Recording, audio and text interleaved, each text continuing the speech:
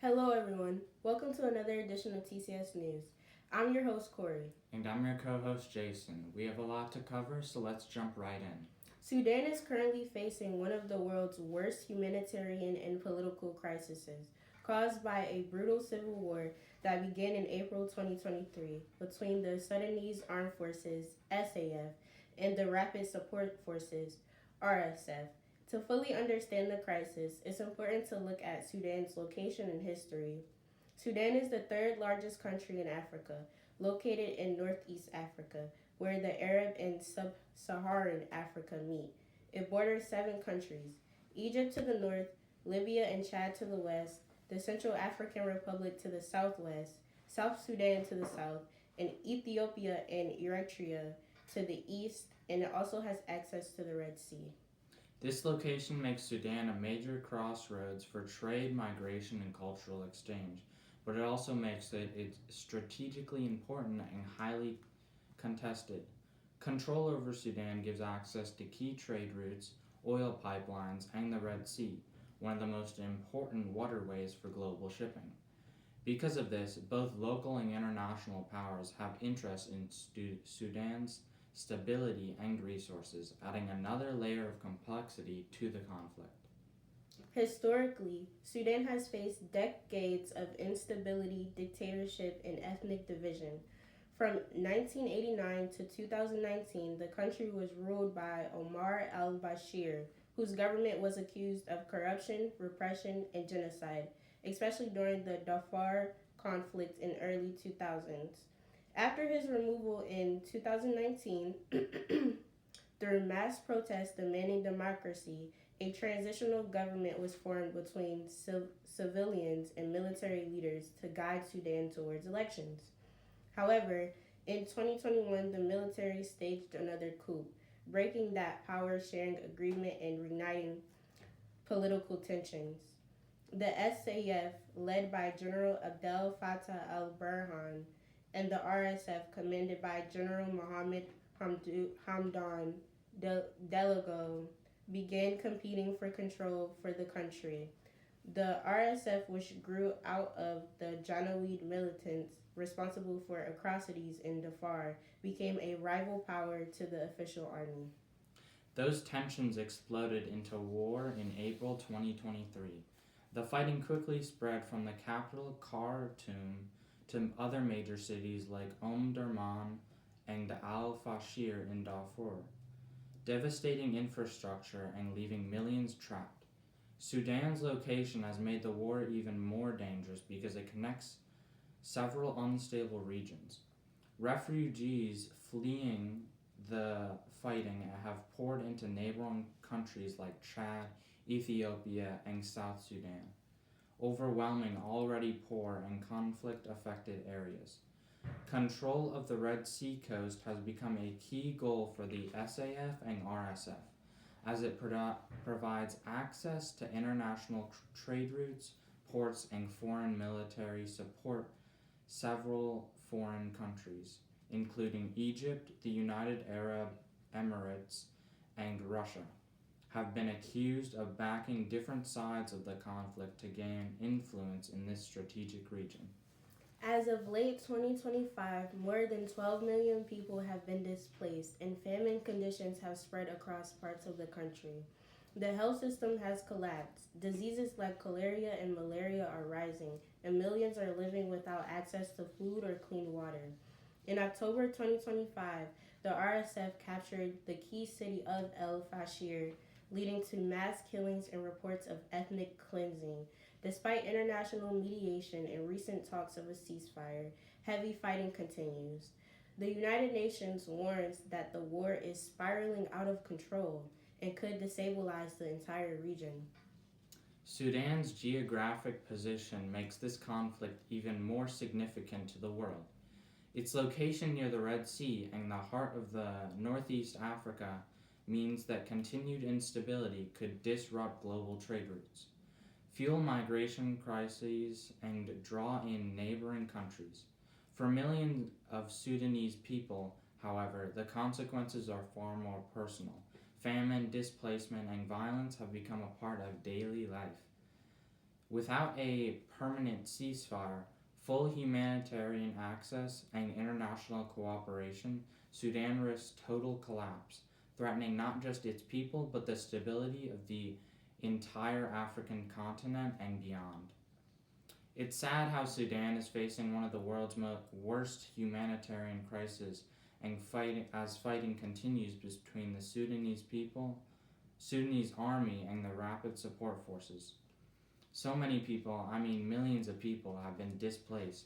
Hunger is spreading, and whole cities have been destroyed. It's terrible how civilians are caught in the middle. They face violence and disease. Even aid groups are struggling to reach them.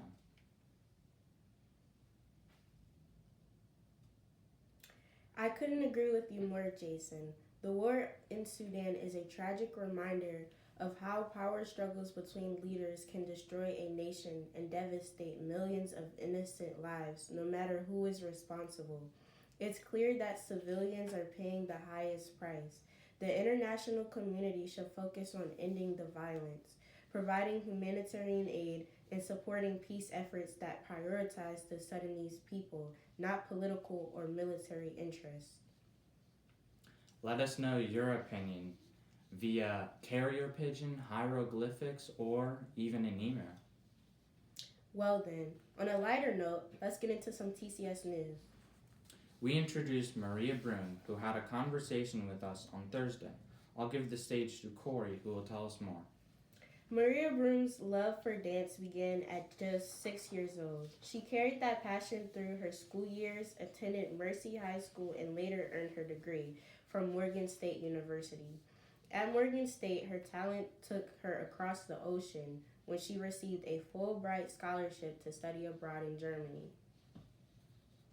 After a 2-week cruise to Europe, Maria took 2 months learning German, lived with a local family who only spoke German, and immersed herself in performance and theater. Her skills in dance stretched across the globe, from modern dance to hula and world dance, like India, Hawaii, Uganda, Ghana, Poland, and more.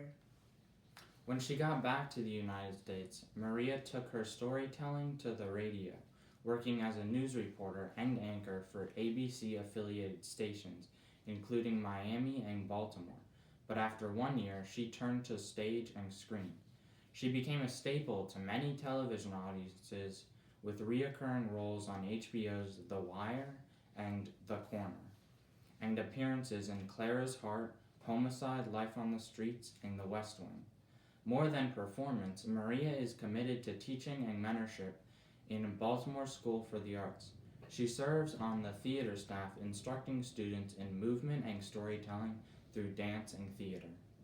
She's also brought her warmth and artistry to families as the host of Baltimore Symphony's Orchestra Music Box concert series for children, and through her workshops combining dance, yoga, meditation, and dance medicine.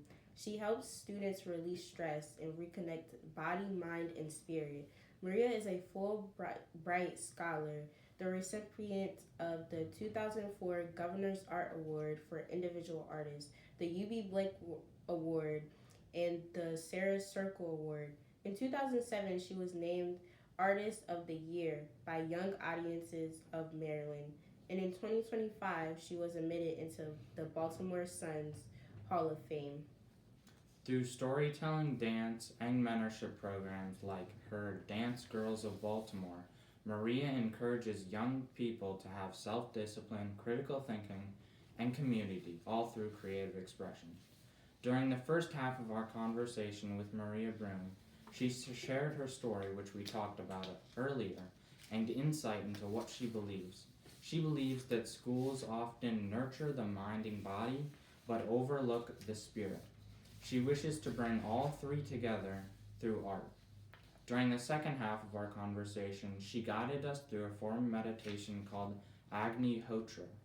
This involved using dried cow dung and ghee, purified butter, as an offering, and traditionally it's done every sunrise and sunset, which takes a lot of self-discipline.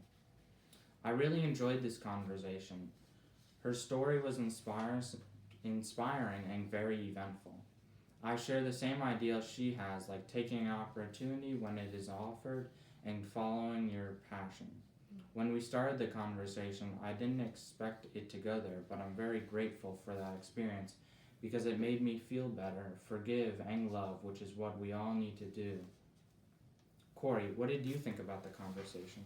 I really enjoyed the conversation. Her story is truly inspiring. Seeing all the paths that life can take you on truly inspires me. I also like the meditation service. It really helped me differentiate my stress and my gratitude. Thank you so much, Miss Maria, for coming. We hope to see you again. On Friday, we were able to have an amazing conversation with Miss Whitney Palmer from BCYF. Jason, what is BCYF and why is it beneficial for students like me and you? I'm glad you asked, Khori. BCYF stands for Baltimore Children Youth Fund, a nonprofit organization that uses Baltimore City taxpayer dollars to fund programs and support organizations for local youth. They do this by awarding grants to other nonprofits, provide services like academic support, violence prevention, and youth employment, as well as offering capacity building programs to help these organizations, and they serve to develop new skills. During the conversation, Miss Whitney Palmer explained how she got her current position in BCYF. She was born and raised in Orange County, California. She had a passion for soccer. However, due to an injury her junior year, she was unable to play. She started looking into art, specifically dance. She later found a passion for history, causing her to pursue a history later in college. When she got out, she started to look for a job. Once she moved to Baltimore, she worked as a global refugee in the Inner Harbor. After a year, she worked full-time, and this taught her how to work professionally. She worked in many different jobs. In 2021, Miss Whitney went back to school for international affairs. While working full-time, she wrote a thesis on funding nonprofits. She then lost her job because of the drawbacks of immigration policies. While unemployed, she looked for things she wanted to do and eventually joined BCYF in the grant fund department. She works with grant receivers. It's different because they give 75% to programs, which is more than others. They also don't require as much. They don't just give out money, they help your program improve and get the name out there. They have been asked to run the Baltimore Youth Master Program. Their board is 50% run by youth. Some of TCS students are working for BCYF as well. Currently, we have 2 students working as grant receivers for BCYF. These students are Danny and Carla. Where the grants go are always chosen by the community. In 2023 to 2024, compliance increased from 30% compliance to 95%, meaning that they are using the money to actually fund these programs. The current administration hasn't directly affected BCYF because of our mayor, Brandon Scott, and our governor, Wes Moore. However, the current administration has been pushing the cancellation of DEI, which totally goes against BCYF's values. The administration has been trying to attack BCYF, threatening them with removal of funding. However, BCYF continues to stay strong, and they make sure to keep everything documented, especially about the way what they do with their grants. The conversation was slow at first, but it picked up towards the end. I learned a lot about BCYF, which I had only heard mentioned prior to the conversation. I also didn't know there were students from TCS working there, but it's inevitable because there are a lot of kids that are a core component of the organization. Overall, the conversation was great, and I thank Miss Whitney for coming in. I'm so happy that Miss Whitney came in for a conversation. Programs like BCYF are truly beneficial for communities. It saddens me that the current administration tries to dismantle these programs for Baltimore. However, I'm glad we have people like Miss Whitney and her organization to stand up for what is right. Thank you so much, Miss Whitney, for coming in. Can't wait to see you next time. On Saturday, the community school was able to have an exciting game night. I invited my friend Bennett. We played games like Jenga and chess.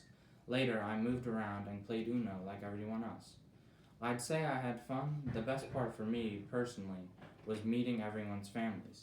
And I think it was great that almost everyone pitched in to bring food. Khori, what games did you play? And did you have fun at the game night as well? Yes, I did have fun at the game night, Jason. Thank you for asking. I played games with my mom, Grandma, Kennedy, and Kennedy's godmom. We played games like Family Feud, Clue, and even Uno. I really enjoyed this sponsored event. It's so fun connecting with the community. Now for our spotlight. We chose to represent Miss Leah. Miss Leah is our school's secretary who helps with financial matters, collects tuition, and takes care of school supplies. She's a member of the Board of Trustees and the treasurer of the board too. Miss Leah grew up in northwest Baltimore and graduated from Forest Park High School. When she was 17, she worked for a law firm for 11 years and then worked for her husband for 50 years. Her husband, Sam Culotta, served in the Navy when he was 17 and fought in World War II from 1941 to 1945 as a medic. He then worked for the governor for 8 years at his law firm and met Miss Leah in 1965. Losing her husband was a huge challenge for her. They were really close with each other. When he died, she was lost and didn't know what to do. She had to close the law office and handle the estate that Sam left her with. She was used to working her whole life. Not having to go into a job was a huge adjustment for her. Having back surgery was also a big challenge. She had very few health issues. This made her surgery a surprise, and it didn't go as the doctor had planned. And the doctor had told her she had to learn how to walk. Mr. Tom was beside her the whole time.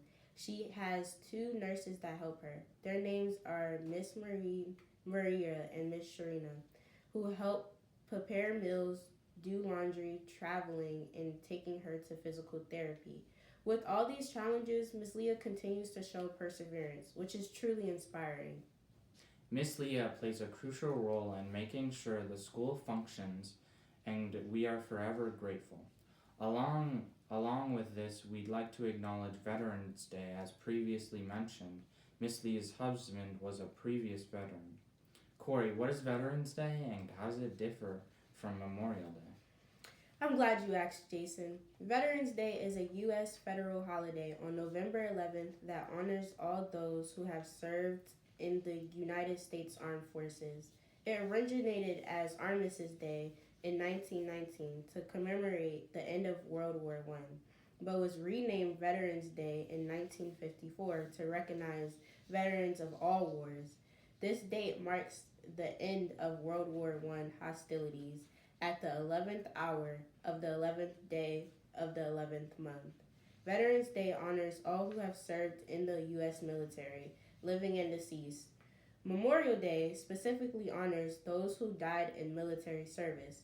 The tone of Veterans Day is celebratory, with events like parades and public thanks for living veterans, whereas Memorial Day has a more somber tone, focused on remembering the sacrifices of the fallen. We'd like to thank all veterans for their service. We had an art seminar with Chris Ciattei for our art seminar on Tuesday. Him and Miss Cheryl have known each other for 30 years. He's been in some bands and Miss Cheryl has helped him with outfits for them.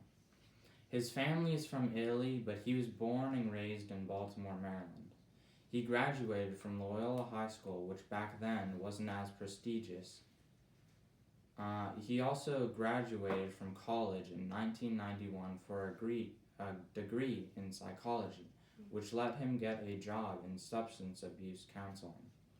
Mr. Chris has dealt with substance abuse in the past, so he was able to connect with his patients. Not only is Mr. Chris a counselor, but he is an artist. He started playing the drums at the age of 6 and made drawings with crayons throughout his childhood. Mr. Chris continued his music in his teen and adult years. He practiced different forms of art, not included writing. This included writing, visual art, and photography. He published a poetry book called Nothing Doing, which is a collection of poems that express the exchange of sound and writing. His art is like his poetry, centered around sound and language. Some of his visual art includes altered photos of reflections of trees on water. Sometimes he adds his own embellishments with pens and other materials to create an abstract work of art. Mr. Chris uses a mix of bold colors and black and white for his pieces. He said that he prefers working in black and white because of the contrast it creates. The inspiration for his art is his own existence in nature. I really enjoyed this art seminar, especially because his art was very creative, like nothing I've ever seen before. He is also very versatile in his art, and at first his art was confusing, but he explained it very well. I wish I could have asked him more questions about his music. Khori, what did you think about the art seminar? I thought this was a truly inspiring art seminar. Hearing how he overcame his personal challenges really inspired me. I also found it interesting that he majored in psychology. Thank you so much, Mr. Chris, for coming in for this amazing art seminar. We hope to see you again soon. Now let's get into gratitude. Wait, Jason, I think you're forgetting something very important. Oh, that's right, Khori. Congratulations to Carla for getting accepted into Newman University. We're all so proud of you, and you inspire us all to be better. Now, let's get into some gratitude. Thank you, Miss Rita, Ethan's mom, for the amazing sandwiches. This lunch was truly filling, and we appreciate all your support for the school. Thank you so much, Miss Leslie, Jordan's mom, for the tasty lasagna. It was amazing. Thank you, Miss Leslie, Kennedy's mom, for the pasta and noodles with garlic bread. The pasta was very flavorful, and I'm glad you prepared this lunch for us. Thank you so much, Miss Ruth, Jordan's sponsor, for the chili, cornbread, and cookies. I really enjoyed the cookies. Thank you, Miss Patterson, for the honey barbecue wings and salad. It was wonderful. And finally, thank you all for tuning in to another edition of TCS News. We hope you all enjoyed. Don't forget to like, comment, and subscribe. Bye. Bye.